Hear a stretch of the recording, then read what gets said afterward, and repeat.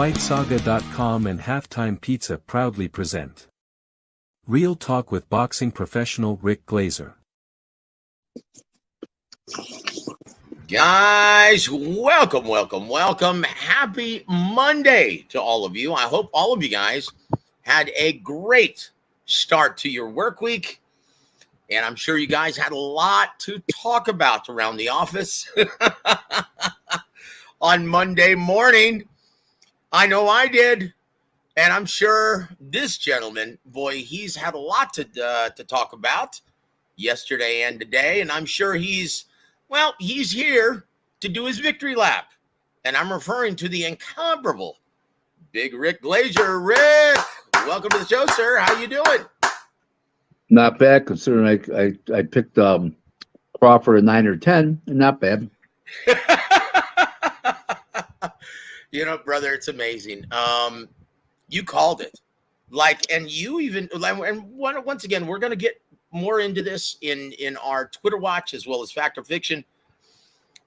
But Rick, I have to ask you, what was it? Because I know you mentioned some things, and we'll get more into this later on, but I know you mentioned some things when you noticed, and you're a very observant guy, that's your job. You have got a very keen eye, and you've been around this business for over 3 decades. And you mentioned some things last week about what you saw in Errol Spence Jr. that you didn't like, not in the media workout, not in the media events leading up to the event, the actual fight. Was this a product of Errol Spence, just not being physically what he was, or is this Terrence Crawford just being an all-time great badass switch hitter a la Marvin Hagler, or is this a combination of both in your mind, sir? Combination of both. I've said for years that Crawford is a generational talent, will be an all-time great if they fight him. You saw what he did to Porter. He's now knocked out 8 welterweights in a row, Porter included. Now this guy here, he's special. He's a great fighter. He just does everything so great. And I had said that Earl is greatly depreciated from then. You got the car accident. You had the problem with the teeth. You had the problem with the eyes. You had the problem with 2 fights in 4 years, no fights in the last year. You had the weight. Making weight was tough, and he was going to be basically on the back 9. And I told everybody that. Nobody would listen. He said, well, he was great since the car accident. He looked excellent against Danny Garcia. And he looks against Ugas. I said, those are not Terrence Crawford. Ugas got lucky one night and fought an old Pacquiao and won. Okay. He's just a guy. Okay, I put him in with a guy years ago in showbox, and he lost, and Top Rank cut him loose. He's just a guy. And Danny Garcia has never won a significant fight at welterweight. He's lost every single significant fight he had at welterweight. Okay, every single one. Those are not Terrence Crawford. And people were laughing at me and ridiculing me and everything. People even in the business. I said, you guys just don't know what I see. I heard the slurring of the voice. I heard the very slow talk. People say, oh, he's got a southern drawl. That isn't a southern drawl. I know what a southern drawl is. I watch NASCAR every week. Okay? I know what a southern drawl is. I'm not an idiot. Okay? What is it, Gallagher Jr., Jeff Burton, and these guys, these announcers, they're all southerners. They don't have southern drawl. That's not a southern drawl. I know what a southern drawl is. And they got to stop. If you looked at it, I've looked at the tapes over the years of Earl talking, okay? And I went all the way back to 2013, okay, when he was still a Golden Boy fighter. I went all the way back to 2013, and I listened to his speech. And every year, it kept getting a little worse. Every 2 years, I should say, I'm sorry. Every 2 years, it kept getting a little worse. And then he had the car accident. And his speech has gotten really a lot worse. Now they're talking about it's the teeth. They've got false teeth now. Like, what does that have to do with it? The accident happened like 2019. We're talking about since 2013. Come on, people got to get in reality, man. They were jumping on his Johnson so hard, and they disappoint. They didn't disappoint me. They disappointed themselves. Oh, Chihuahua. I tell you what, we'll get more into that because there's been a lot of rumbling of Spence, well, possibly having neurological damage. And once again, I don't buy it. I think that's an excuse, honestly. And I know, once again, and I'm going to get more specific into this later on, but how would he possibly be medically cleared by the Nevada State Athletic Commission to fight if he indeed had neurological damage and wasn't fit to fight? Keep in mind, he's already been denied. He was denied the Pacquiao fight because of the detached retina, and he wasn't medically cleared. Once again, the Nevada State Athletic Commission, despite all of the idiotic Teddy Atlas rumblings of corruption and all of that garbage within the state athletic commissions, they do have the fighters' best interest at heart. But we are going to get into that in just a little bit, guys, a little further on in the show. But, guys, I do want to tell you, even though we have a packed show with Fact or Fiction, as well as Rick Glaser's Twitter Watch, I do want to encourage all of you to get some questions ready. Now, once again, Rick Glaser, not only is he's been in this fight game for 3 decades, and he's a jack of all trades in this business. Not only is he an expert within the business of boxing. I'm sorry, 4 decades. My apologies, sir. Yeah, it has been within 4 decades, hasn't it? Huh? That's right. So not only is he an expert within the business of boxing, he also is a former matchmaker for Don King, and he regularly puts together matches, gets sparring partners for certain clients, and he has to know what he's looking at. So fire away, guys. Anything about the X's and O's of boxing, what you see in the ring, as well as the business outside of the ring. So you can ask him anything, guys. Anything, right? So with that said, though, now, once again, we are going to get more specific into the claims of residual neurological damage, right, of Errol Spence Jr. And once again, well, let's just well, no, that's in Fact or Fiction. We'll get into that. Guys, let's say hello to a couple of very dear friends in the chat right now. Platinum Fights. He says, Rick, glad to be here. I actually am on your show from the beginning. Thank you for joining us, sir, and thank you for supporting Big Rick on this Monday. He said, thanks for doing this show today. Only boxing show I listen to on the regular. Thank you, Platinum. We appreciate you, brother. And once again, the only time I've ever spoken to you live on the air, yeah, you were very insightful. So once again, thank you for being a valued member of our War Week Radio extended family. And once again, I brag about you guys all the time. Say that you are among the most intelligent and insightful within the entire boxing community. And once again, that goes for my brother, Bruce Gas, Boxing, Jazz, and More.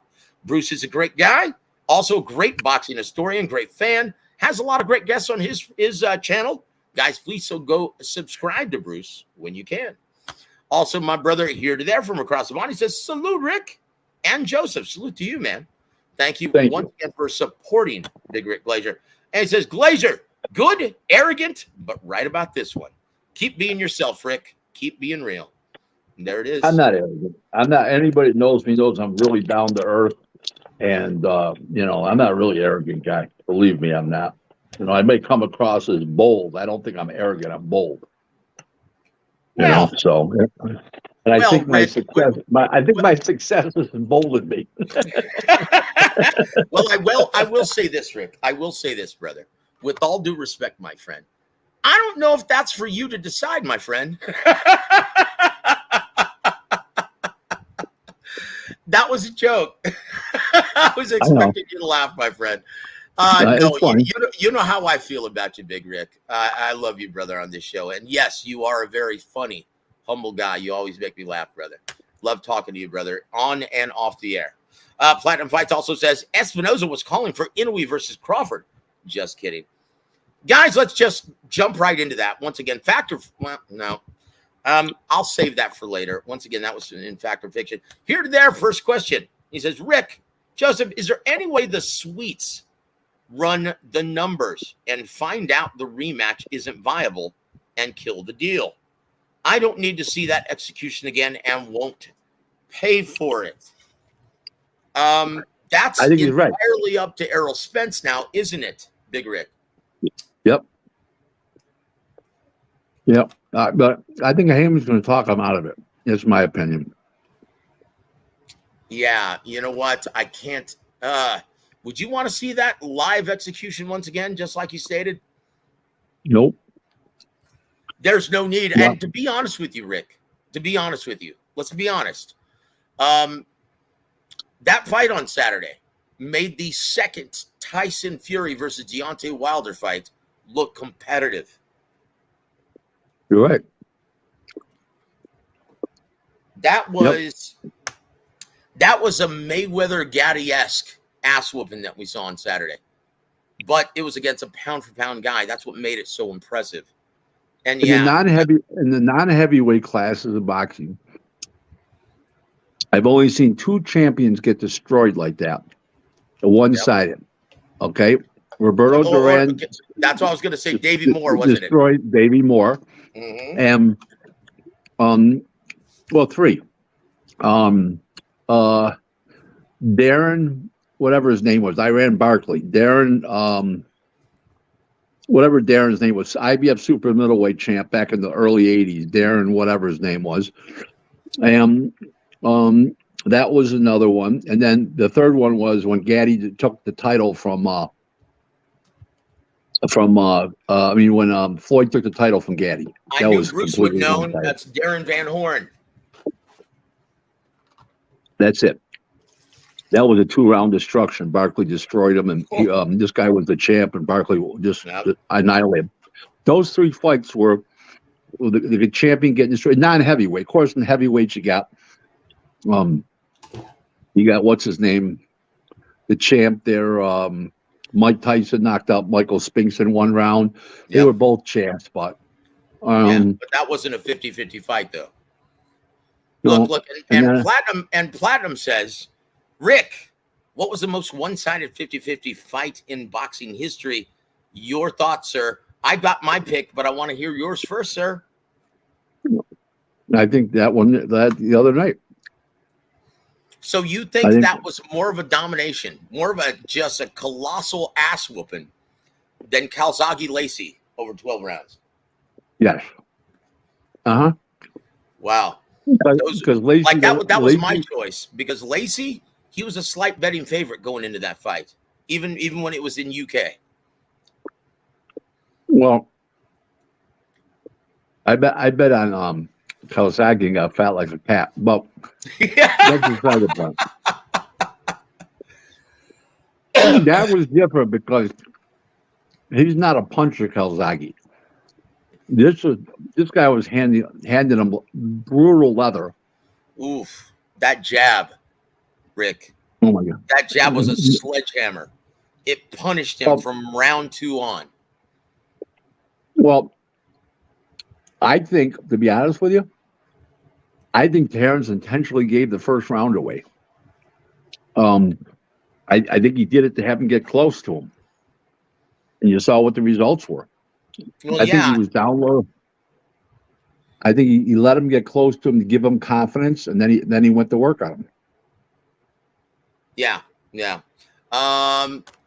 Sister Denise, thank you for joining us, sister. She says, caught y'all live. Thank you very much for being here, Sister Denise. We love you on the program. And Bruce, the great boxing historian he is, says Donald Curry and Milton McCrory was the 50-50 slaughter as well. Oof. Yep. Yeah. And here to there says, Rick, the skill deficit in this one was staggering for Bud. Trinidad was also a sizable favorite over B-Hop. Yeah, that was a beatdown. But once again, Hopkins was the bigger man. Trinidad was moving up. And he says, Whitaker versus Chavez? I know he didn't win, but that was pretty one-sided. Look, what about... well, wait. It was one side, but he was never hurt in the fight, Chavez. That is true. He was never beat was getting up. Hurt. No, this guy was getting hurt with every punch. And there it is. There it is, guys. So, guys, if you have any more questions for Big Rick, we'll answer them throughout the entire show. Let's move on. And it's time, guys, for Teddy. Maybe, just maybe, it's time for Rick Glaser's Twitter Watch. Bang! Thank you, Teddy. We appreciate it, brother. And here it is, tweet number 1. Oh, shoot. Hold on. Technical difficulty. My computer just froze up on me. My apologies, guys. Here it goes.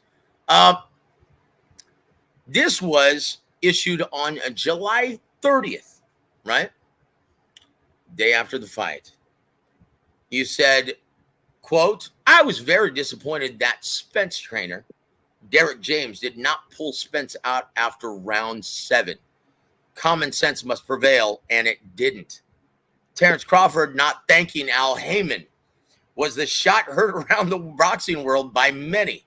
That was a silent F you, Al Heyman, end quote. You really think so? Absolutely. Yeah. Now, it's funny. While I was actually doing an event over at Dave & Buster's in San Antonio on 410 and I-10, right? Yeah, Gogi, Coach Gogi, he was messaging me, and he stated that, yeah, he said after round 6, he goes, it's over. Bud Crawford is going to hurt this boy. Spence might want to take him out, or Derek James might want to actually take his guy out because he's going to get knocked out by round 8 or 9. That's what Gogi stated. Same thing that you did. Mm-hmm. So, in my opinion, Rick, Derek James, this was the first time I've ever seen him less than unflappable. This is the first time I've ever heard him in the corner not give sage advice. He looked like he really did. He looked like he was in quicksand along with his fighter. He really didn't know how to handle the situation. What are your thoughts, sir? But his fights, his guy's always out in front. Now he wasn't. He didn't know what to do. He didn't know what to tell his fighter to make the adjustments. And he was as much a duck out of water as the fighter. Yeah. Yeah, it was didn't really look like trainer of the year on Saturday, did he? But once again, though, Rick, like the great Emmanuel always stated, you know, a trainer is only as strong as the horses that he jockeys, right? And let me ask you something. Do you think the trainer of the year honors, awarded every year from Ring Magazine or the Boxing Writers Association, do you think that's an overrated topic, overrated category? No. So a lot of trainers get work because of that from fighters coming up because of that award. So no, not the case. We'll see. I like, honestly, I can't stand that category because it's, once again, it's all about the fighters, and it's an entire team. Now, understandably, the trainer will manage the entire camp, but that's with the help of the entire team, the manager as well. Yeah, I think it's a very overrated because, once again, it's the athlete.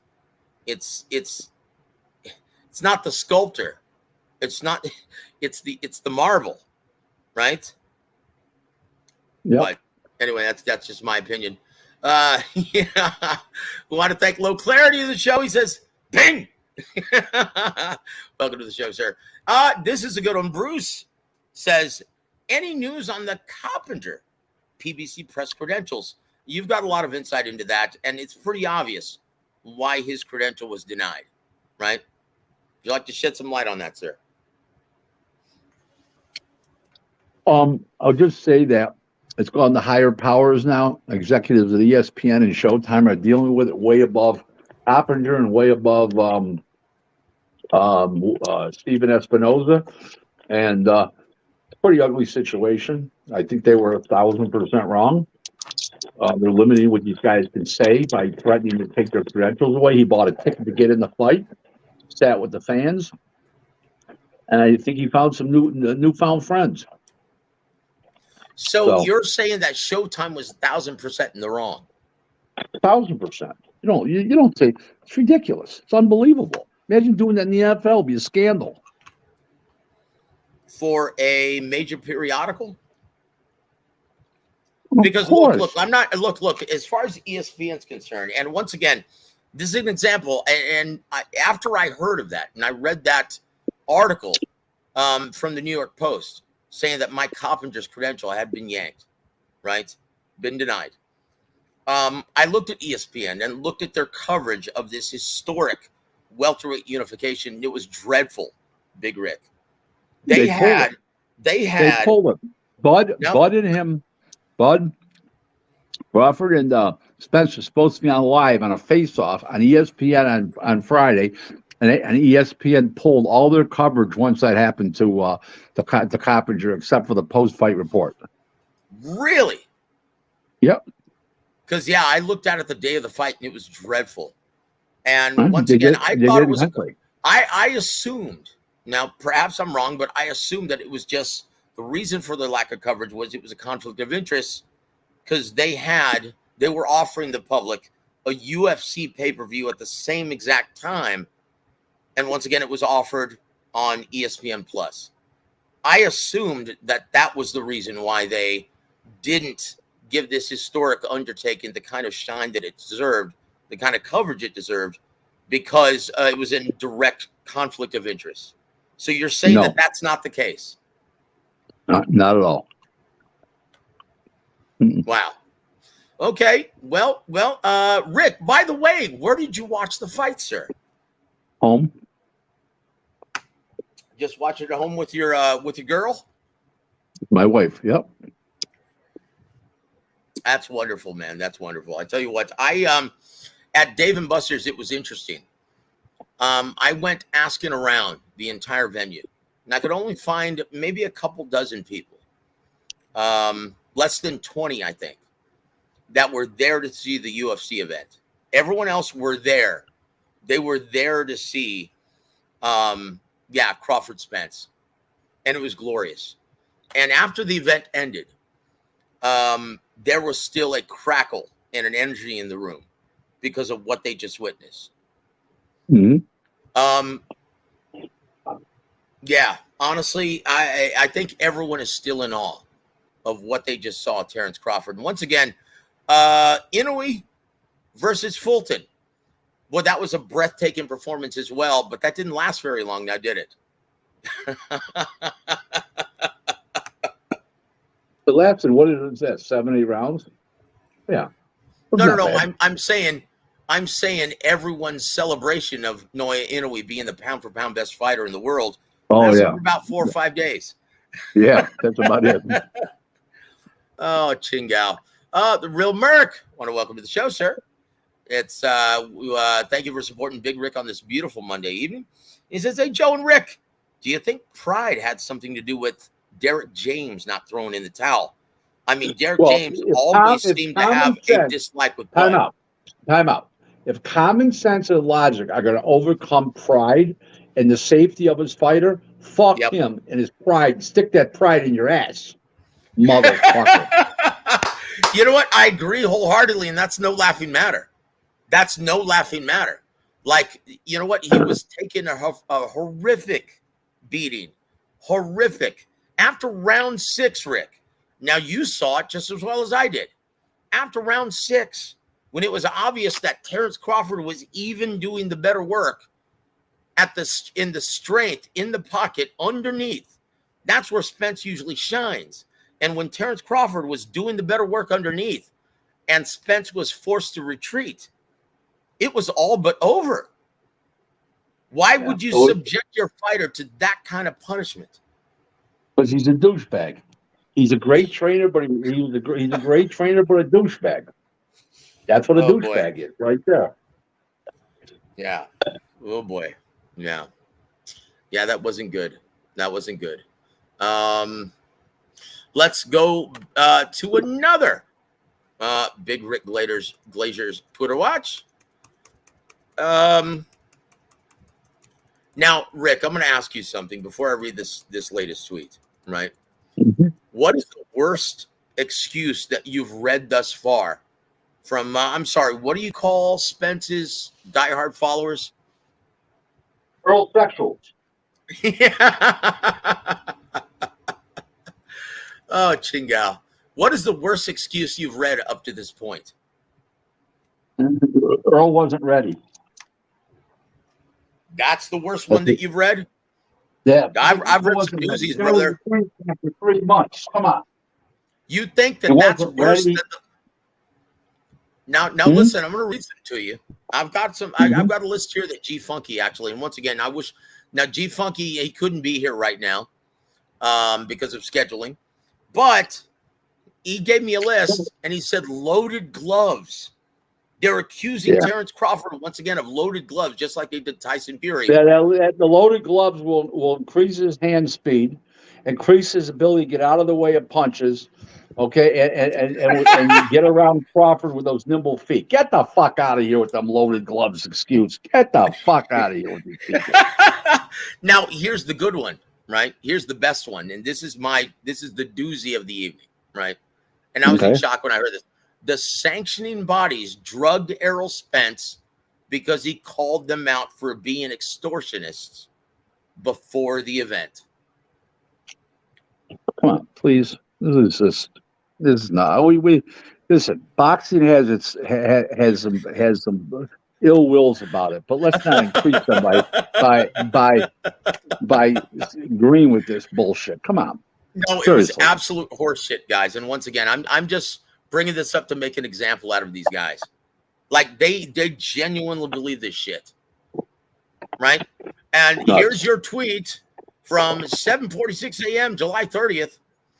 And it says, quote, more and more boxing enthusiasts are now seeing why I've always maintained that PBC is a total fraud.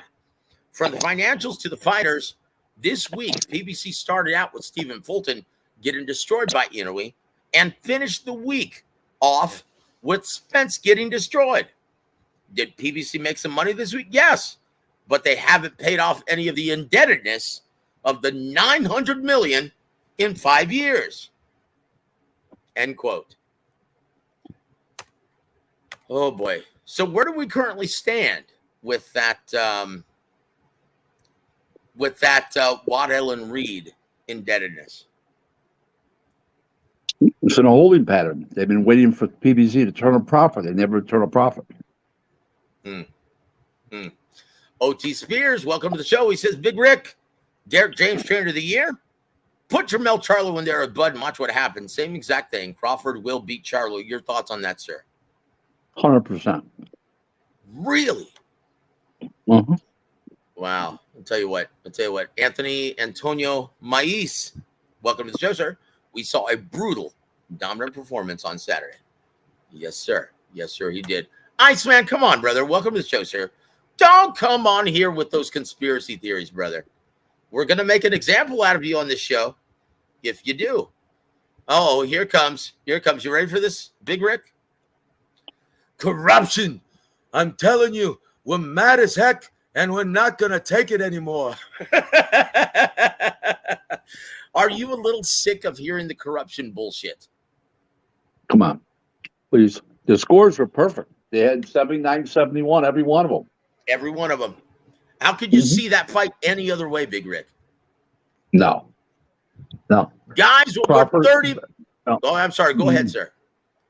No. What's name won the first round, and there was 8 rounds. So 8 rounds completed for scoring. 1 round, 7 and 6, and then the 3 knockdowns. Yeah, you could see 1 more point for Crawford, but it's close enough. And there it is. Teddy Rice says Teddy Atlas. Yes, sir. Thank you very much. Hold on. Marcos Chaz says, Rick, they're projecting low pay-per-view buys? ? We'll get into that as soon as we hear from, here it is, Floyd, the honors play. Hey, we ain't ducking and dodging nobody. It's time for Fact or Fiction. Big Rick, it's time for Fact or Fiction. Are you ready, my friend? I was born ready. Yeah, here we go, sir. Number one, a rematch between Crawford and Spence at 154 pounds will be slated for 2024. But Errol, Well, hold the on. contract says. Hold on. I'm not finished. Listen to this. I'm sorry. I'm sorry. Okay, will be slated for 2024, obviously contingent on Crawford's approval and agreement, right? Okay, let's just say that he does that. A rematch between Crawford and Spence at 154 pounds will be slated for 2024, but Errol will not be medically cleared to fight. Fact or fiction? That's too subjective. Seriously, there's too many moving parts there. But what my opinion, he shouldn't fight anymore. Maybe at all. If he does, take 6, 7, 8 months off. Come back next April, something like that. He's fucked up. Yeah, if he didn't have damage before the fight, like I said he did, okay, I said he had damage, but if he didn't, he does now. Yeah, I tell you what, that was a career-altering ass whooping. And once again, on BDA, I guess that's a channel on YouTube. BDA Boxing, Kara BDA Boxing, they had a call from a gentleman who claims to be a doctor, Dr. 805, he goes by. And he claims that Spence Jr., from what he saw as a medical professional, is currently suffering from residual neurological damage and should have never been approved to fight. I said it. I said all along, his speech was getting worse and worse and worse and worse. And now, after the fight, that post-fight interview, you could tell how bad he was. I mean, that was really even worse. Yeah, it sure was. Rick, so how was he medically approved to fight? Because you can take a brain test, the 2 brain tests, a CAT scan and the I don't know, whatever they call it, the initials. You can take those tests, and you can pass those tests, and you can still be fucked up. Okay. Yeah. So they just don't catch it in the imaging. Yeah. I've seen it happen as well. You would think, though, at this level, that the precautionary measures, the protocol, the safety protocol, would be much greater. There was probably 50,000 people there that came to that city for the fight, and an average person spending $5,000. Okay, do you really think, and the people gambling on the fight and buying tickets? There's no way. And the revenue they get from the TV and everything else, there was no way Nevada was going to do anything at a late stage to cancel that fight. Please. It's wishful thinking. That's the answer I wanted to hear, Coach, or Rick.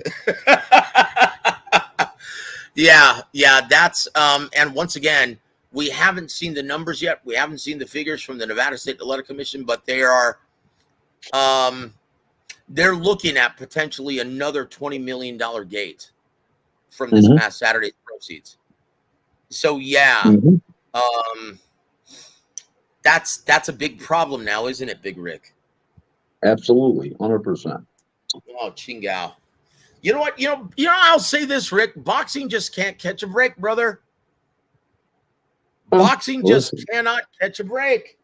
It caught a break. There was no controversy. It was a good stop. There was no judging that was bad. The judges after the fight, all the judges were in line. And it's not that bad. I mean, should he have fought? Maybe not. But, he passed the test. So what are you going to do? And you're saying that that's no controversy, my friend? Yeah. In boxing? No, it's not a controversy. It's just the fucking fact we're dealing with. Yep. I tell you what, let's move on. Fact or fiction? Number 2, sir. Keith, once upon a time Thurman, will price himself out of a potential fight with Bud Crawford with an absurd price tag of $10 million at 154. Fact or fiction? It don't matter what weight it's at. He'll price himself out. Yeah. Oh, Chingo. Oh, geez. You know what? This is so predictable, Big Rick. Mhm. This is why he's been a semi-retired fighter for the last 5 years. Mhm. Because, yeah, he prices himself out He's of only everything. had And once one again, fight. What's he had? One fight in 5 years? let's go back an entire decade. He's only had 10 fights in the past 10 Mhm. years. And he still thinks he's worth $10 million payday. He still thinks his market value, is that high. Now, if you were advising him, Rick, and you advise fighters, if you were advising him, what would you tell him at this time? I looked at him straight in the eye and said, whatever they give you is a gift from God. Take that motherfucking money.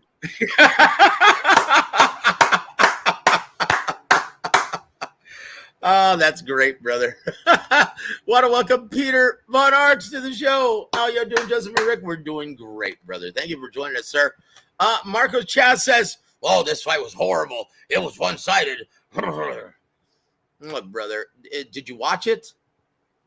Did you pay for it? Did you stream it illegally? Well, then shut the hell up and don't complain, bro. You have no reason to complain. You streamed this shit illegally. And you know what? I'm ashamed to know you, brother. And there it is. But with that said, thank you for supporting Big Rick on this Monday. Also want to welcome our brother, Big Luke from New York. That's the home of Rick Glaser. He says, buying these pay-per-views, I've become a fiscal liberal. Chingal. Also want to welcome G Funky Boxing. Peter Varnark, good to see you. I just got home. I got to put the kids to bed. Yes, and we want to thank you for joining us, my friend. Thank you for being here. And we hope to see you next week, my brother, on a more favorable schedule, right? And we also want to thank John McSmith for joining us and supporting Big Rick on this beautiful Monday night. He says, Keith Thurman should just do commentary. You know what? I agree with that 100%. What say you, Big Rick? He doesn't know anything. He doesn't know enough to do commentary. Look, put it It's this way. ordinary. Put it this way. He can't do any worse than Abner Mares, Rick. Let's be honest. Well, he can dress better than Abner Mares, that's for sure. I love it. No. Come on. Let's. Why hasn't Raul Marquez joined the big broadcast? Okay, he could do laps.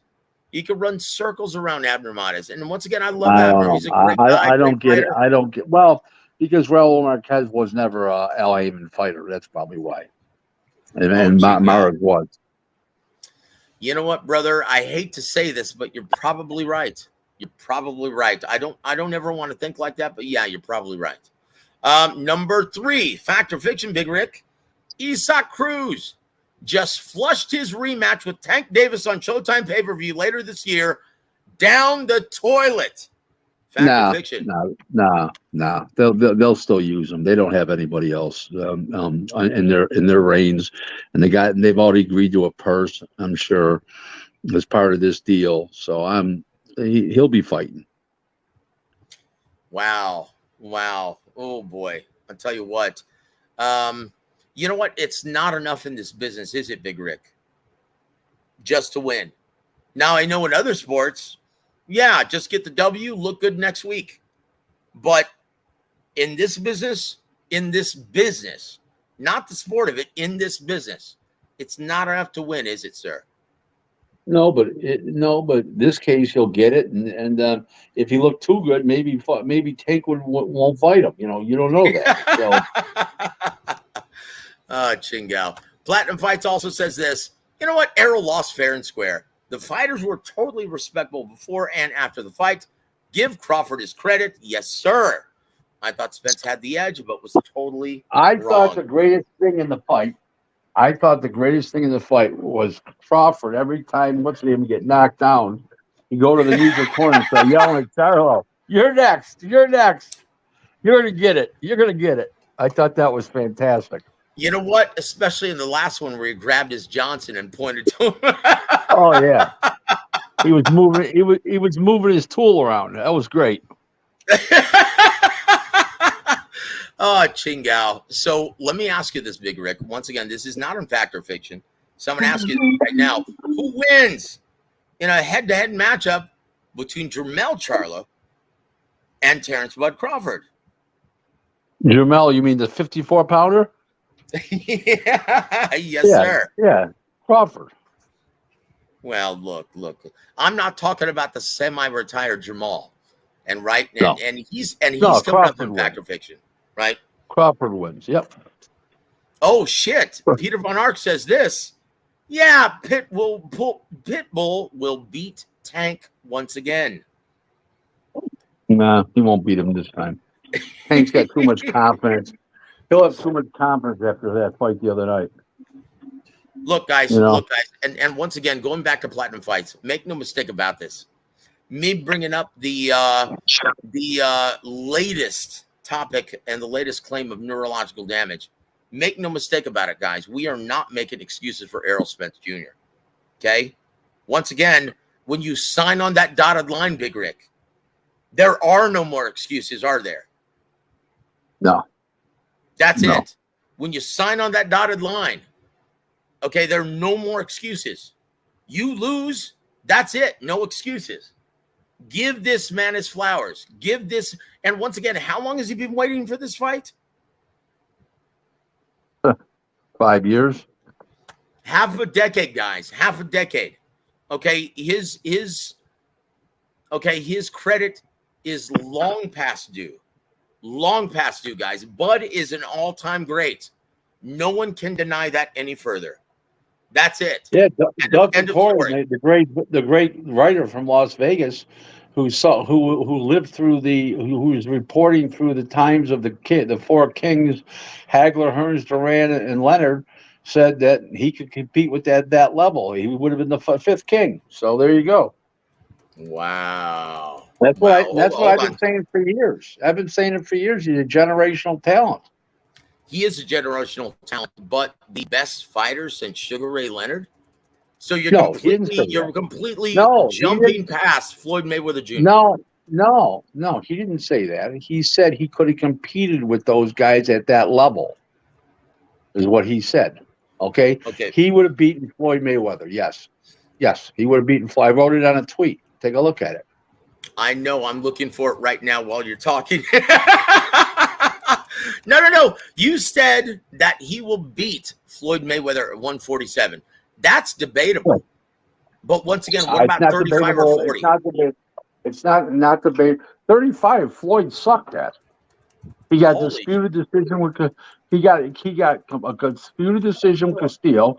He went to distance with a sparring partner, Victoriano Sosa, in a world title fight, and also that he turned down Paul Spadafore twice as a lightweight. Okay, that he was a horrible lightweight. What did he do as a lightweight? He won a controversial. No, he was a horrible lightweight. He was a great 130-pounder. He was a great 40-pounder, and he was a great 47-pounder. I was going to say I don't think he had more than 2 fights at 140, did he? No, but he destroyed. I can't remember. Arturo He destroyed Arturo Gatti. Yeah, Arturo Gatti. Right, but he was still a great 140-pounder for a short period of time. Yes. But as far as 30, he was great. He was great at 40. He was great at 47. He sucked at 135. Yeah, that was the disputed fight with Jose Luis Castillo. Yeah, and going the distance with Victoriano Sosa. Come on. He's supposed to be the great Mayweather. Come on. Yeah. You know? And there it is. Guys, we're moving on. Fact or fiction. We only have about 13 minutes, so let's blow through these, Big Rick. No. Yes, sir. If you want me on today longer, and we got the demand, I'll be on longer tonight because I have the time. Because it's 10 o'clock. It's almost 11 o'clock here, so I'll stay on longer because this is a special edition. Remember, you said because and there it is, That's right. That's right. Your Texas States. You guys are in mourning as a whole state right now. Hey, brother. Like I said on Friday, Texans do not suffer from UK fanboy disease. We don't have songs that we sing from our fighters. There's only one Errol Spence. You'll never hear that from us, brother. Well, And you know what? we don't You guys think like are lucky there's only one Earl Spence. You can't, hopefully you won't get knocked out again. Woo! Touche, brother. Touche. I will say this, though, and this is when the fight started, everyone was rooting for Errol Spence, and it was almost like that Rocky IV movie, where at the end, the Russians start rooting for Rocky, right? Against Drago. Right. It was exactly that way at Dave and Buster's at the party that we were having, right? And it was a packed house. I'm so happy to say, right? And everyone was in awe, as they should have been, at that breathtaking performance from Terrence Crawford. It was brilliant, and it was breathtaking, and it was awe-inspiring. And there was still, once again, and I will say, my brother, shout out to Chris Armitage, the GM of the Dave & Buster's in San Antonio at 410 and I-10. And he said, you know what? Everyone's here to see Spence Crawford. I'm gonna crank up the sound, the audio for Spence Crawford, the Showtime pay-per-view, and you're not going to hear anything from the UFC. You're not going to hear anything from that fight. And you didn't. Throughout the entire venue, you heard Spence Crawford commentary. Right? And after the fight, no one was paying attention to UFC, which was still going on, right? The main event was still going on. And there was an energy and a crackle in the room. It was absolutely brilliant. It was absolutely brilliant, Rick. And I absolutely loved it. And so that's why I'm saying, you know what? There better not be any controversy regarding Spence's health going into this fight. Because once again, boxing shined. Boxing shined on Saturday. It's shown on Saturday. It was brilliant. Okay, and once again, let's just catch a break. Can boxing catch a break? Damn it! I don't know. It was good. I mean, listen. Overall, everybody was satisfied. They purchased the pay-per-view. I did a survey on Facebook, and everybody was satisfied. And it was all right. You know, it was a good show. I mean, listen. Crawford became what I said he was all along. And you know, if anybody had any doubts about his weak resume and he shouldn't be pound for pound and all that bullshit, come on now, guys. Mike Coppinger looks like a genius today. Well, look. This is what I'm gonna say. Whenever I hear something like that, I always quote Emanuel Stewart. Right? He always said this, Big Rick. Let me know if you agree with this.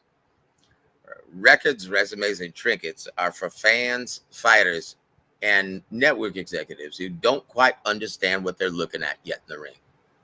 It's true. I'll agree. That's it. And once again, guys, resumes, records are contingent upon, who the promoter puts in front of you. That's it. That's it, guys. If you know what you're looking at in the ring, no sanctioning organization. And once again, I brag about all of our Warwick Radio extended family members. They don't need any sanctioning organization or any promoter to tell you, guys, who the best two fighters in any one division are.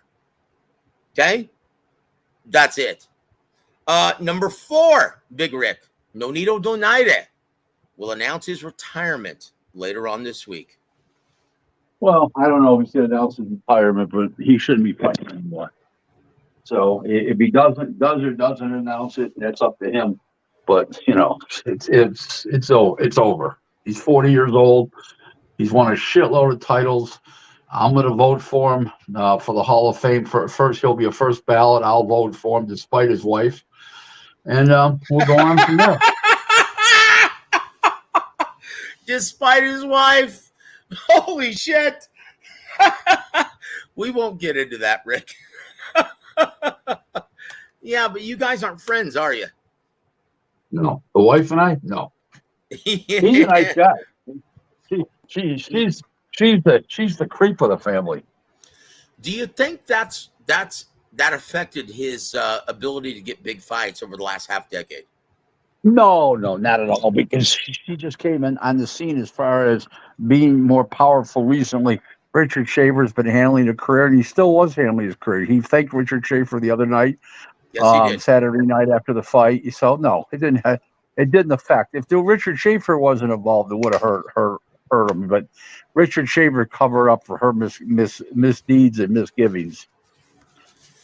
Yeah, yeah. You know what? Richard Schaefer, despite everything that went down with the whole Golden Boy debacle about 8 years ago, yeah, he's still a very respected guy in this business, but not what he used to be, right? Not what he used to be. I still can't believe he did all of that shit. I'm not going to go into that. I could devote an entire episode on that, Big Rick. So here we go. Moving on to Fact or Fiction number 5. Tyson Fury versus Francis Ngannou will attract more than 1 million purchases subsequent to the commercial success of his new Netflix reality series, At Home with the Furies, which premieres on August 16th. Fact or fiction? No, it doesn't do 1 million buys. Wilder and him only did 875 the second time. The third time it did less. No, it does not do 1 million buys. Not even with the MMA crowd. Are they a little standoffish with this?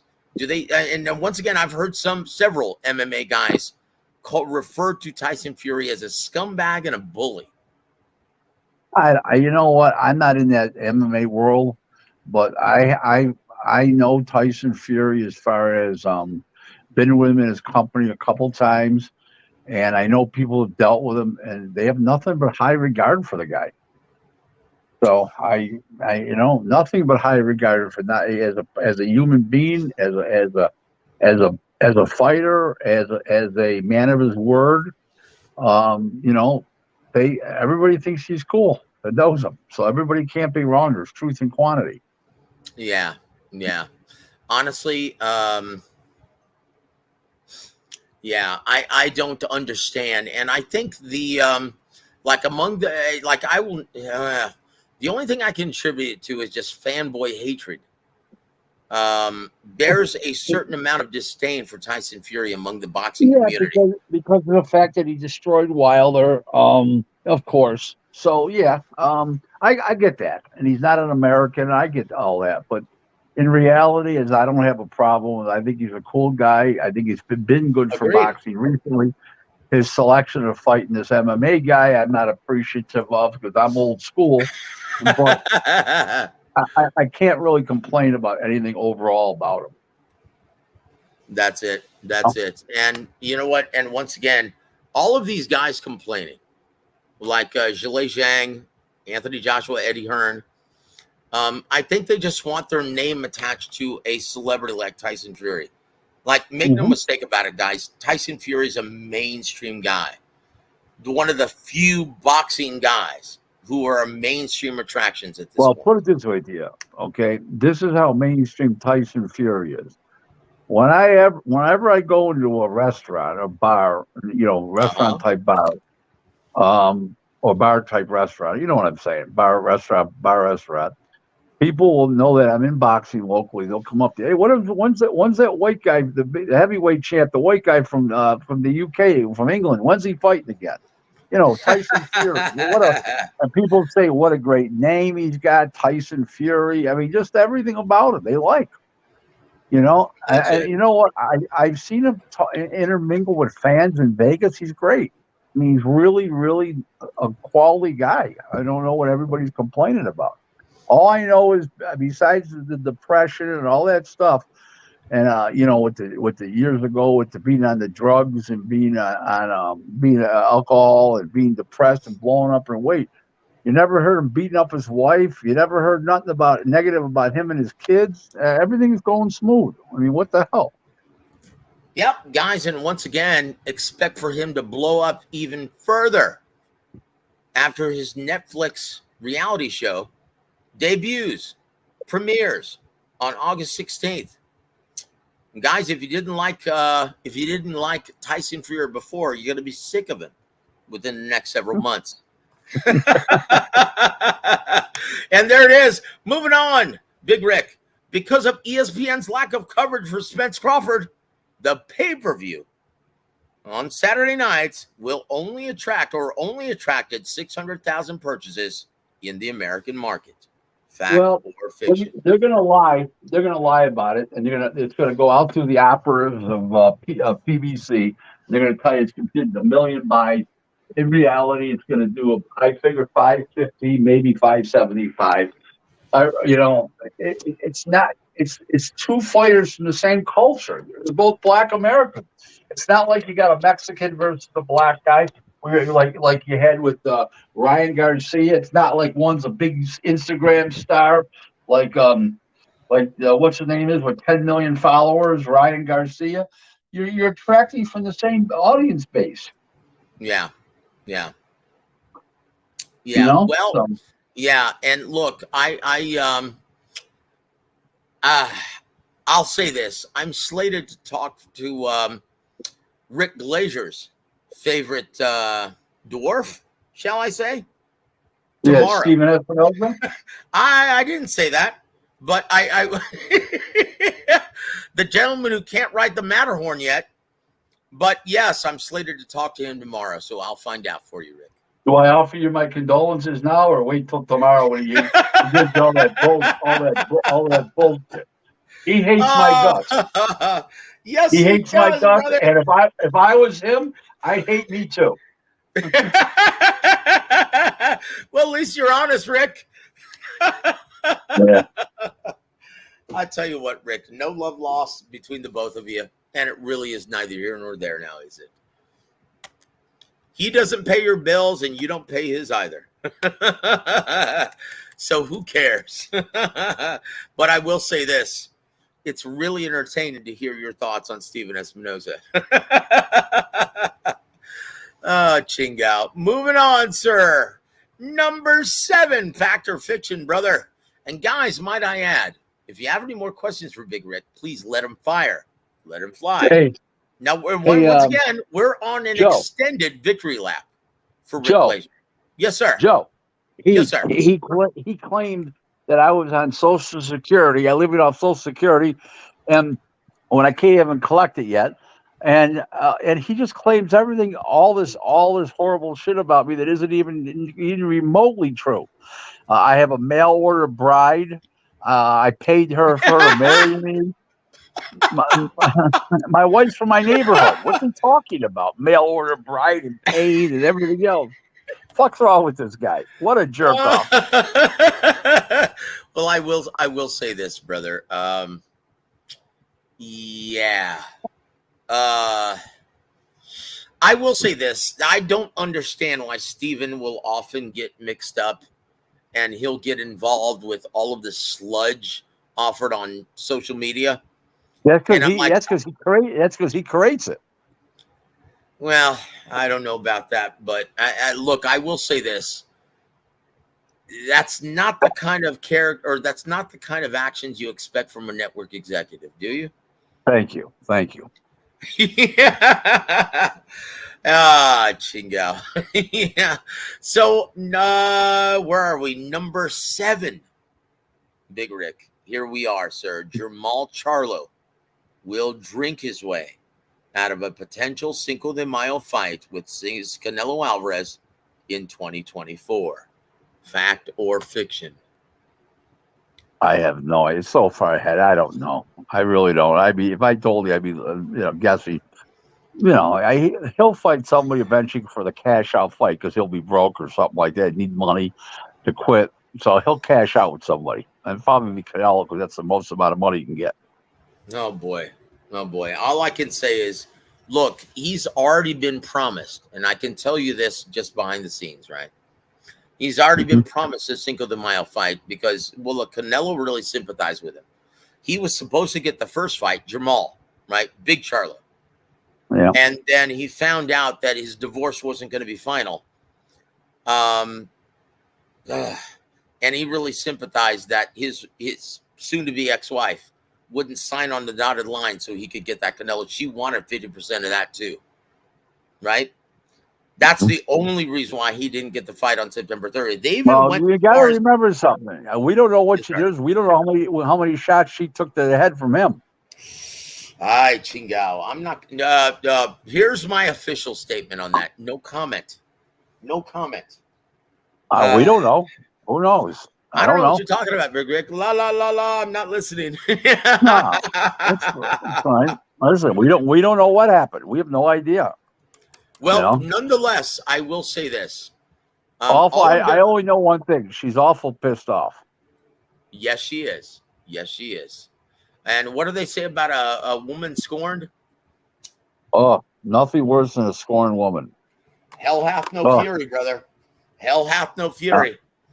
Yeah. And there it is. And there it is. And yeah, he's not doing himself any favors though by going on Instagram Live and doing shrooms and drinking like a fish. What is wrong with this guy? Yeah. What can I tell you? Yeah. Well, you can tell me the answer to number 8. Big Rick. Number 8, fact or fiction? Oh boy. Regis Prograis and Devin Haney will demand a combined purse of $10 million, and Eddie Hearn will be foolish enough to pay it. Fact or fiction? Did they get that kind of money? No way. No way. So how much do you project that they're actually getting for this? $8 million total between them. $8 million total. Brother, that's $6 million too much because both guys are non-ticket sellers. I know, but that's still Eddie Hearn. And I got to remember, he throws money around foolishly. Chingao. Eddie Hearn's the kind of guy. If he walk into a whorehouse, the brother would say, "I want 500." He'd say, "I'll give you 1,000."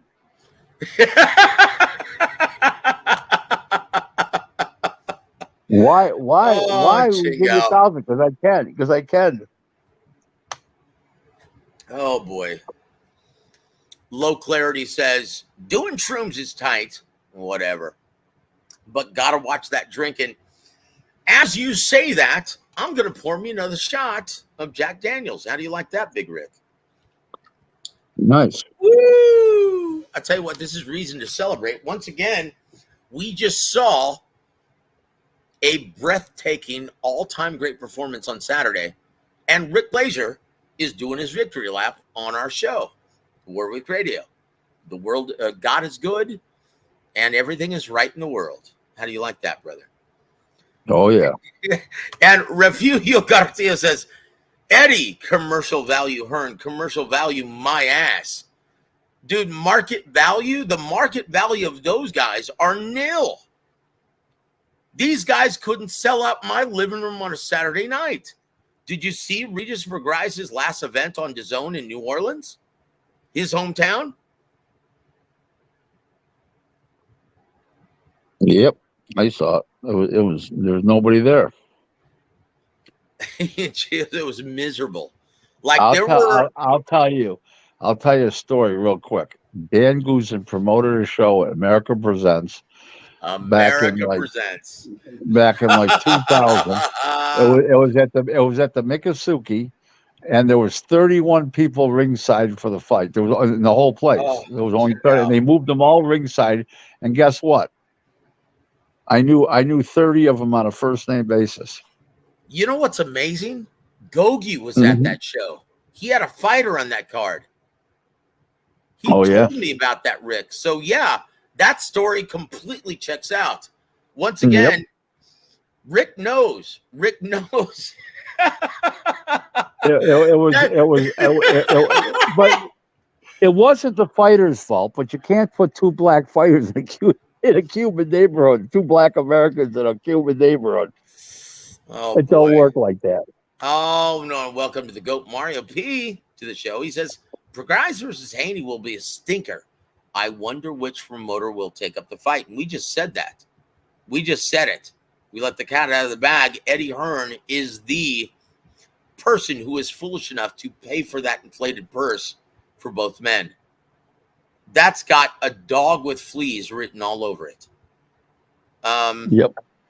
Qingao, that is a money pit. That is a money pit. Now, once again, what do you think, Big Rick, of Devin Haney saying, "Oh, I'll be back at 135 after that"?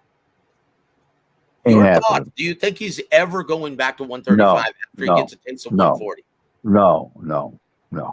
He's always doing that in case he loses. Yep, that's it. Peter has the beat. Yes, sir. Yes, sir. I will agree with that 100%. Number 9, Big Rick.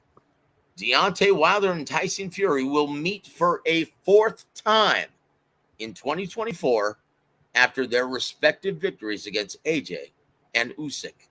Fact or fiction? I don't think there's any public demand for it. To be honest with you, Who cares if the Saudis pay for it? I don't think they think there's any public demand for it. So there you go. With all the money that they're shelling out to non-ticket sellers, do they really care? Well, yeah, they do. They're putting up a lot of money for a fight. I don't know. Maybe they do. I don't know. I don't see it. I mean, I don't see what the demand is. No, I don't see any demand for that as well. We've seen 3 fights, and let's just be honest, guys. Tyson Fury won all 3. Let's just be honest. Tyson Fury won all 3. Okay, Big Rick, number 10, the final fact or fiction of the evening. Out of the 4 undisputed champions currently, Devin Haney, Jermell Charlo, Canelo Alvarez, and Bud Crawford. Crawford is easily the best undisputed champion of all 4. Fact or fiction? 1,000%. Look, when you consider the path that he took, and once again, this gentleman's been patient, right? Bud Crawford, in trying to get that 4th or that undisputed claim. How long has he been at 47 again, Big Rick? Who's this now? Bud Crawford. How long has he been at 47?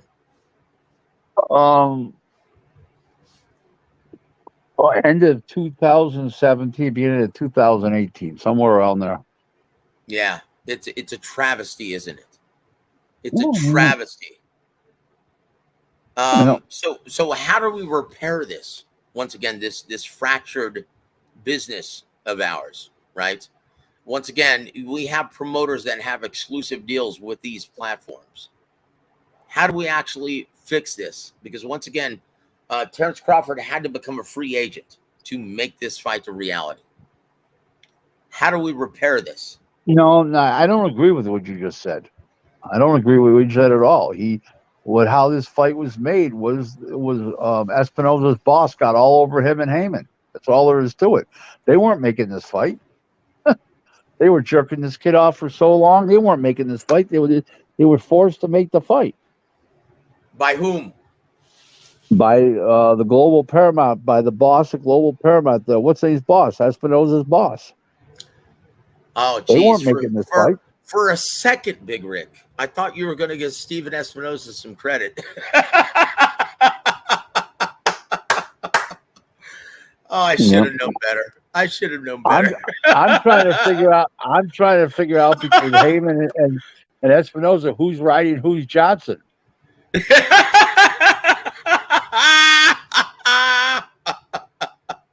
I love it. I absolutely love it, Big Rick. So, guys, once again, if you have any questions for Big Rick, well, just let it fly. Until then, guys. Well, look, Platinum Fight says, my wife is watching Carlos Monzon series on Netflix right now. Thoughts on him, Big Rick? Oof. Carlos Monzon, one of the all-time greats, killed his wife. I mean, what an animal he was. Killed his wife. Oh, shit. Later got killed in a car wreck. I mean, just amazing guy. I could feel the sarcasm spilling out of your mouth, my friend. He was a great So fighter. He was a he great was a fighter, great but fighter, all-time great middleweight. Yep, yep, from no Argentina. question. No question. Yeah. So I tell you what, we want to thank you for hanging with us, my friend. We appreciate you being with us, Platinum. And if you guys have any more questions for Big Rick, please let him fly. We want to welcome Lobby CDQ to the show. Thank you for supporting Big Rick here on this beautiful Monday evening. And he says, Rick, can an old Regis Prograis win by KO versus Haney?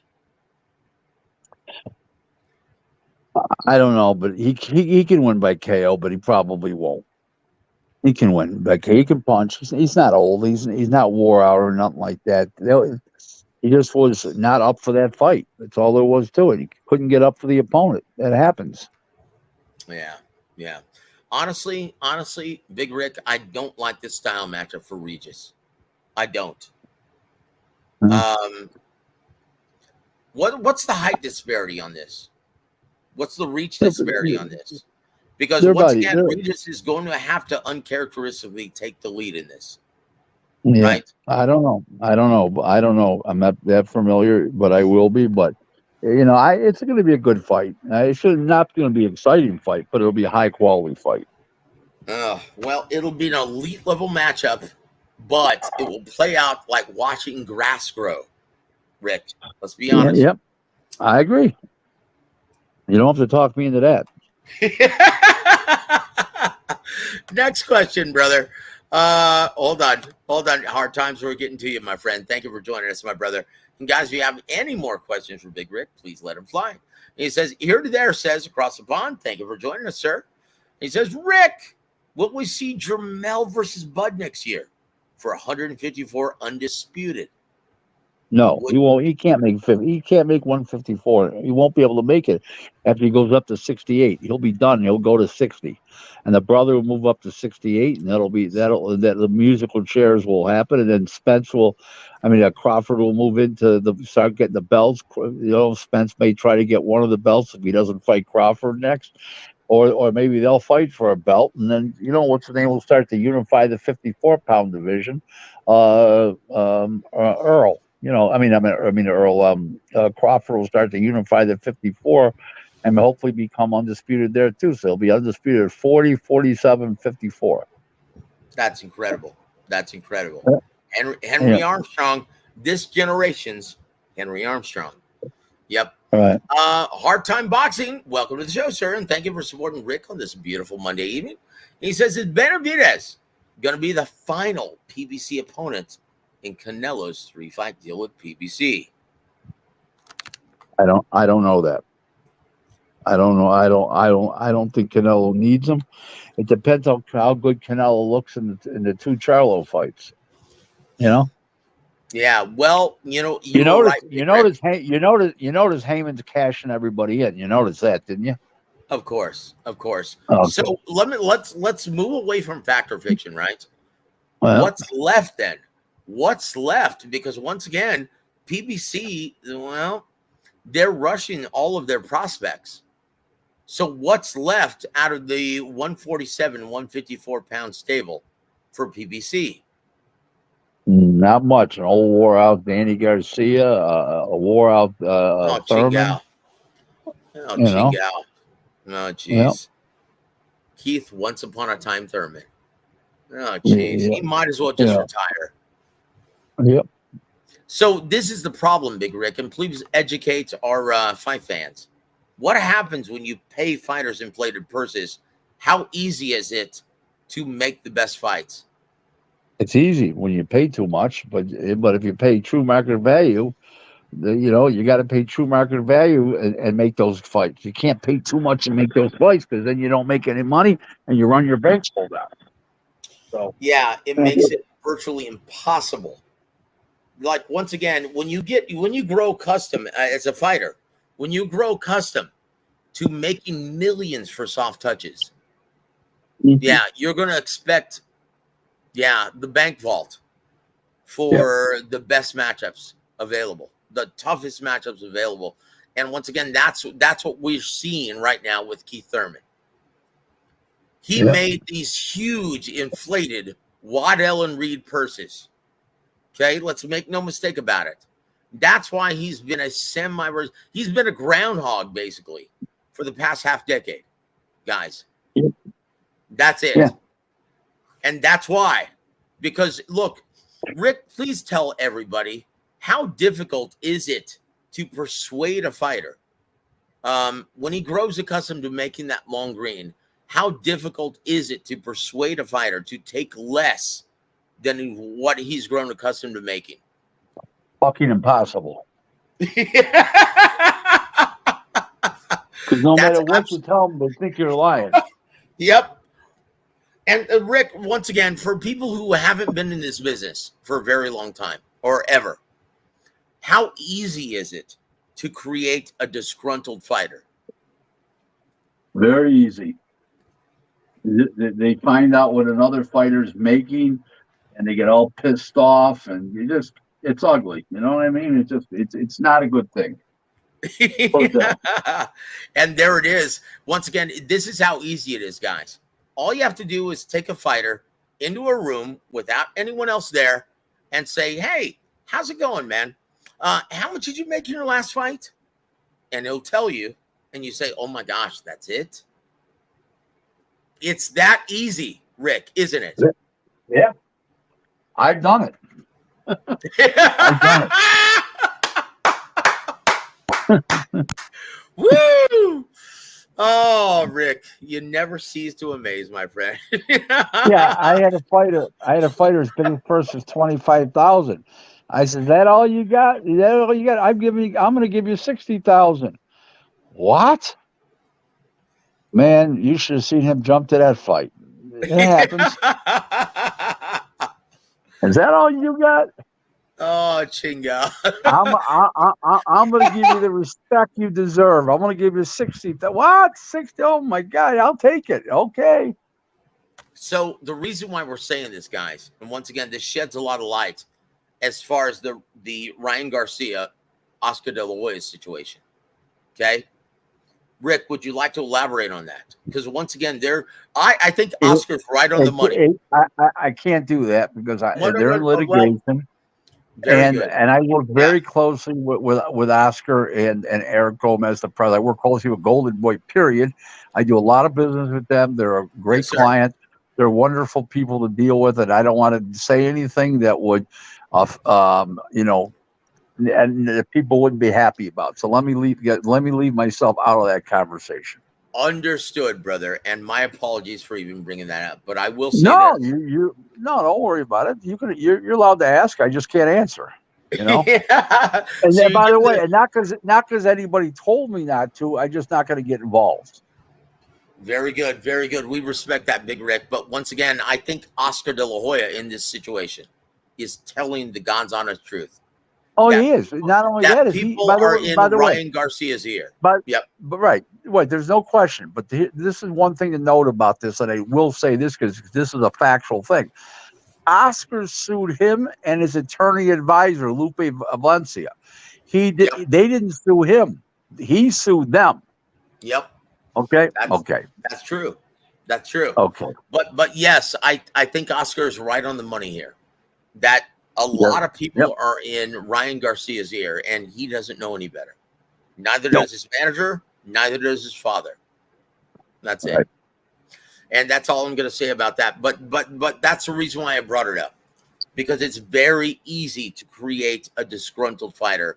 It always has been, right? It always has been throughout boxing's rich history. It always has been. So here. Oh, wait, hold on. Here it goes. Peter Von Ark says, Rick, how many fights is Tim Tszyu going to have to take before he gets a shot at Charlo?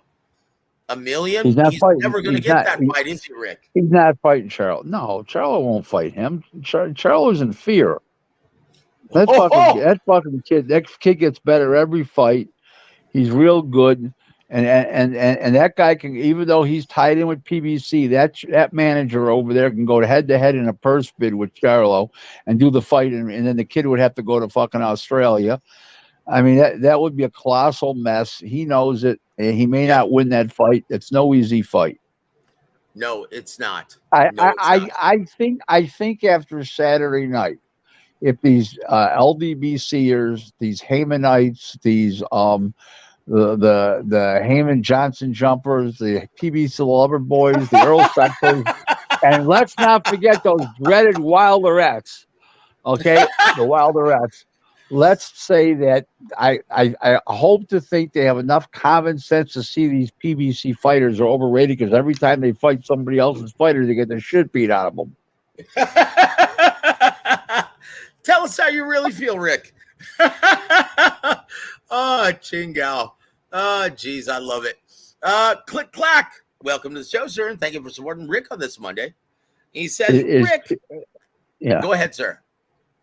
Is Chingao like, oh my God? No. You don't want to know what chingado means in Spanish. Okay. It's the big F bomb. Okay. And see, that's why I can say that on YouTube because they have no idea what chingado means. Okay, right? That's good.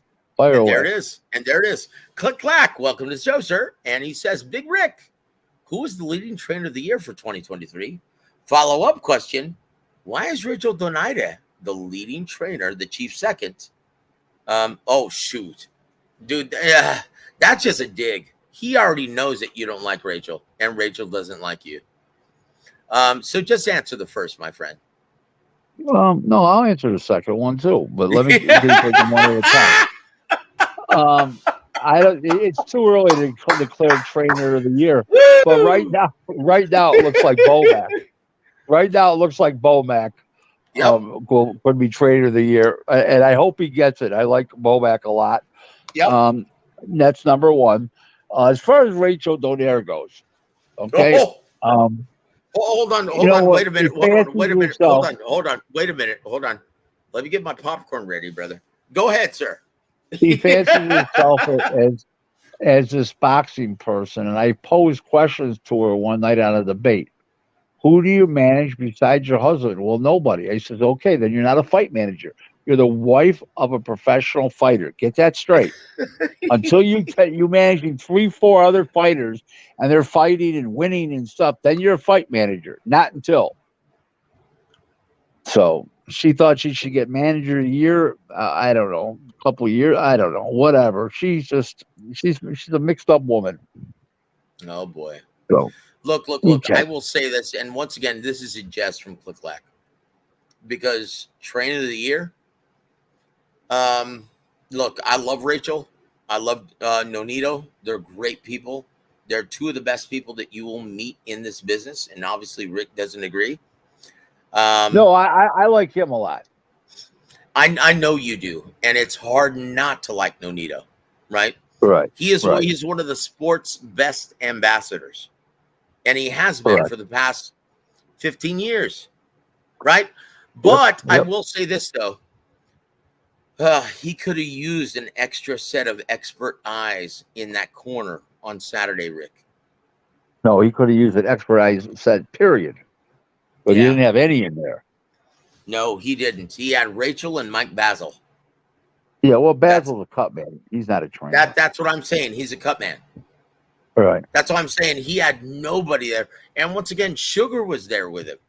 But unfortunately, they didn't let the commission know in time, so he wasn't allowed to be in their corner. Right? Yeah. Okay. Yeah, and so isn't that her fault as a manager that he wasn't allowed in the corner because right? She's no fight manager. I'm pleading the fifth, brother. But yes, you are correct, sir.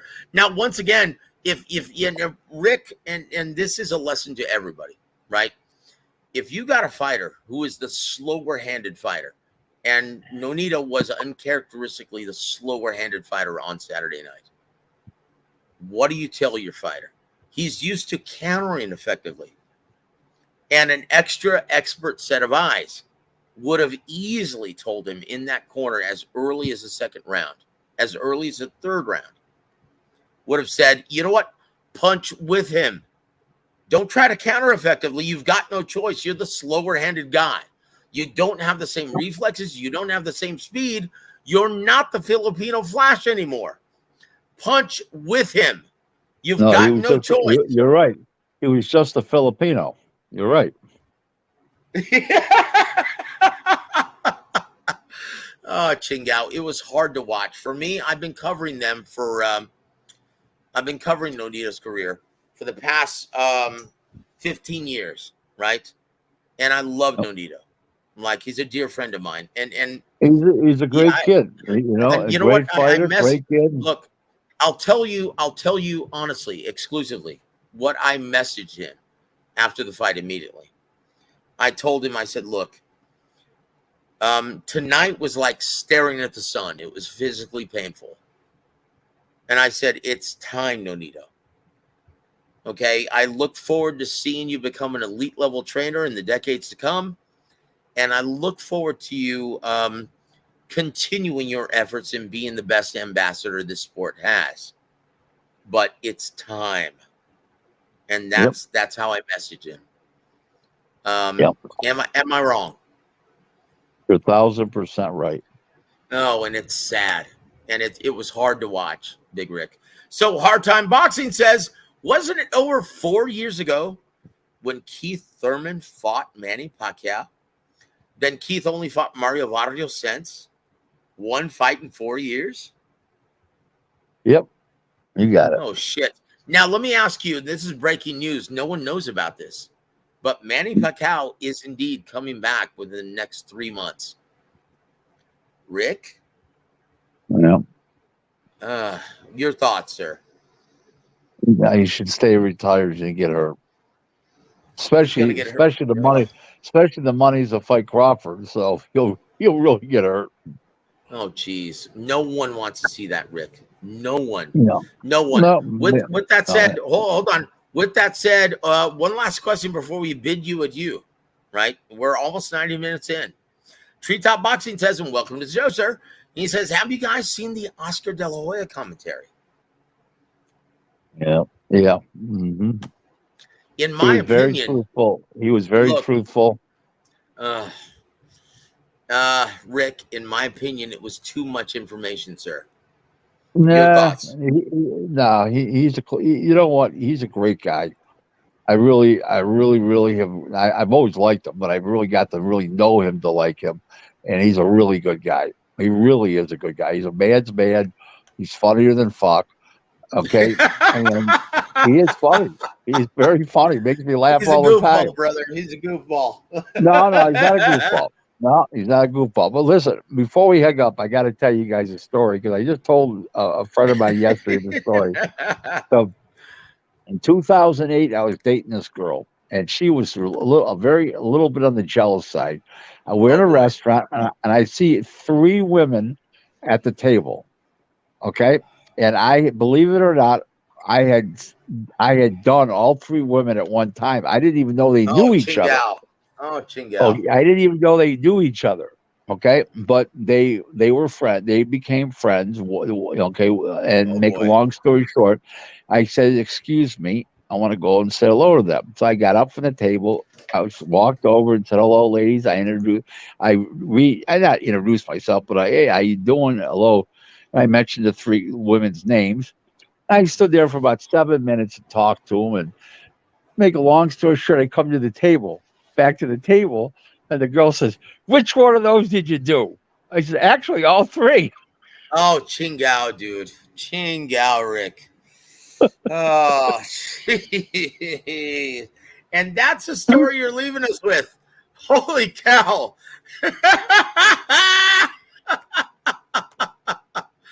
Oh, shit, Rick. You know what, brother? Did you like the one? Did you like the one? Now that we really know what man down means. Oh, shit. Down 3 times. So and I'll tell you what, he was about to get knocked down for the 4th time and out cold, and Harvey Doc stepped in to save him. Yep, AKA Dave Chappelle. Yeah, stepped in and saved his. Well, and look, Derek James wasn't about to do it. Chingao. No, that's right. I just hope Earl's at home on his ranch tonight, and he played with his horses and chickens today. I love it, Rick. Guys, He's the real Rick Glaser. Want to welcome, want to thank him for being on for an entire 90-minute segment. That's a record here, Rick. And I tell you what, thank you very much. We wish G Funky had been here to, well, share in the festivities, but he will be back next Monday. Rick, any parting shots for our listening audience, sir? Yes, I'm glad Earl's standing up tonight. Yeah, God bless America. I tell you what, guys, on behalf of the real Rick Glaser, I'm Joseph Heron. You've been listening to Warwick Radio. Have a great evening, everybody.